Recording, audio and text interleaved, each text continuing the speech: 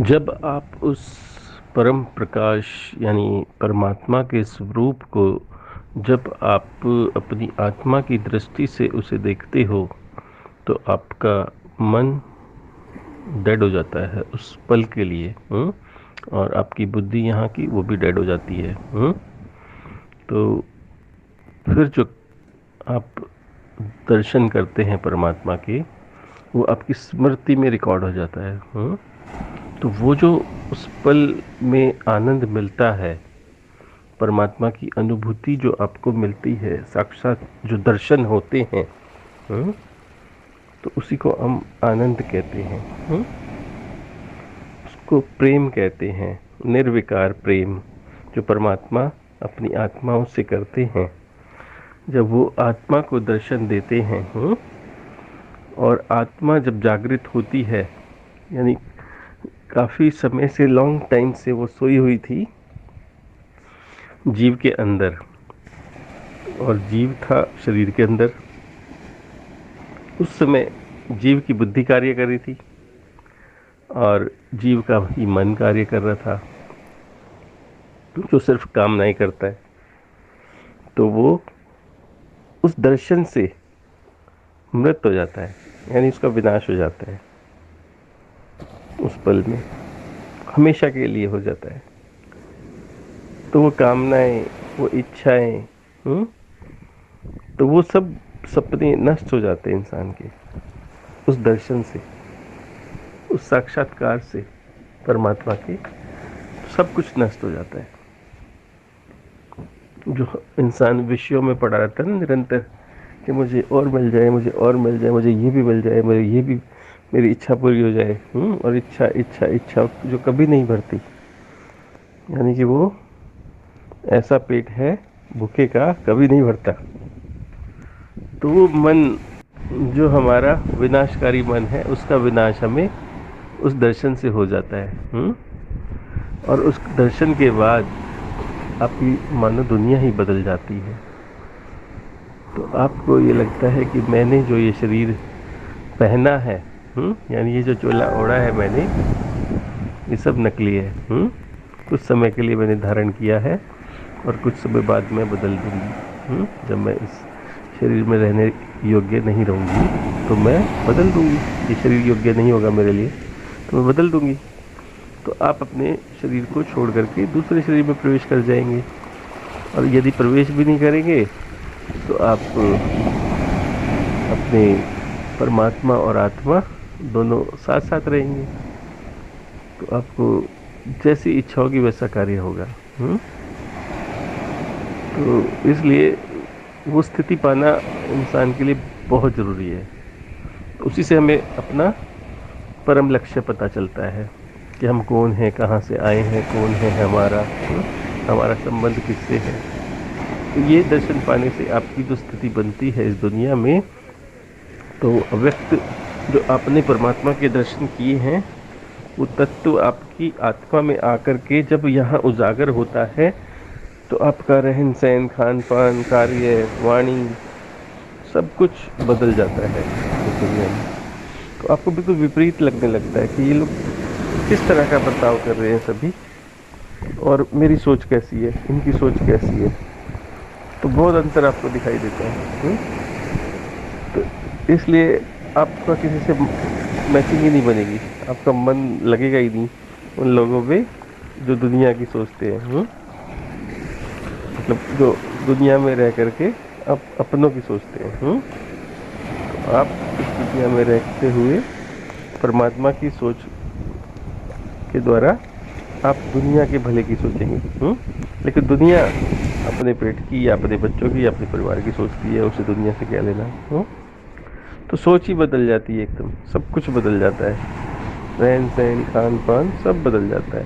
तो आपके अंदर एकदम पवित्रता आ जाएगी, क्योंकि वो पवित्रता आने के बाद ही वो दर्शन होते हैं, वही धारणा होती है। तो फिर और ज़्यादा पवित्रता आ जाएगी। फिर आप महसूस भी करने लगेंगे, और एक को महसूस करने लगेंगे कि सामने वाले का और क्या है। फिर आप मन की बातों को भी समझने लगेंगे, कौन आप, मतलब किसके मन में क्या चल रहा है, एकदम पहचानने लगे, बहुत पावर आ जाएगी, संकल्पों में शक्ति आ जाएगी, जैसा आप सोचेंगे वैसा होने लगेगा, बहुत बदलाव आएगा। तो एकदम ये नहीं मानो कि जीवन बिल्कुल बदल जाता है। और आप अमर तत्व पा जाते हैं, आपकी आत्मा अमर हो जाती है और आपका भय खत्म हो जाता है, चिंताएं खत्म, मुक्त हो जाती है। और कुछ भी इकट्ठा करने का मन नहीं करता है कि मैं ये भी हो जाए वो भी हो जाए, ऐसा कुछ भी नहीं। और आपको एक बहुत अच्छा दोस्त मिल जाता है आपके अंदर ही, यानी एक से आप दो हो जाते हैं, एक आपकी आत्मा, एक आपका मन, दोनों आपस में बातें करते हैं, एक दूसरे को ज्ञान देते हैं, आपको दूसरे की जरूरत नहीं पड़ेगी इंसान की, आपके अंदर इस सारा संसार आ जाएगा और आपको पूरे संसार से अति प्रेम आ जाएगा, आपको समानता आ जाएगी, सब कुछ एक जैसा नजर आने लगेगा, सब से आप प्यार करने लगेंगे, चींटी से भी आपको प्यार हो जाएगा, मच्छर से भी प्यार हो जाएगा आपको कि इस मच्छर को भी मैं ना मारूं, क्योंकि इसमें भी परमात्मा का चेतन है, इस चेतन को मैं नष्ट ना करूं। और मच्छर पे भी दया आएगी, करुणा आएगी, प्यार आएगा। तो इस तरह आपकी दृष्टि बदल जाएगी, दृष्टि बदलते ही सृष्टि बदल जाएगी। तो बहुत बदलाव आएगा, आप देखना जीवन में। इसलिए आप अपने आप को तपाओ। तपाना मतलब आपने समर्पण करना है परमात्मा को, योग करना है।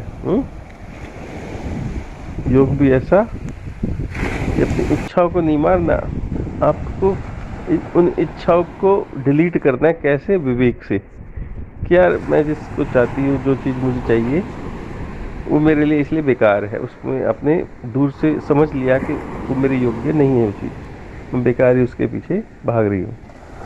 तो आपका मन उस तरफ से हट के और सत्य की ओर लग जाएगा कि ये वस्तु या ये तत्व मेरे लिए बेस्ट है, ये मेरे लिए सहयोगी है, ये मेरे लिए बेस्ट है, ये मेरे लिए उचित है। तो आप उचित को धारण करेंगे और अनुचित को छोड़ते चले जाएंगे, तो बहुत बदलाव आ जाएगा लाइफ में, आप देखिए।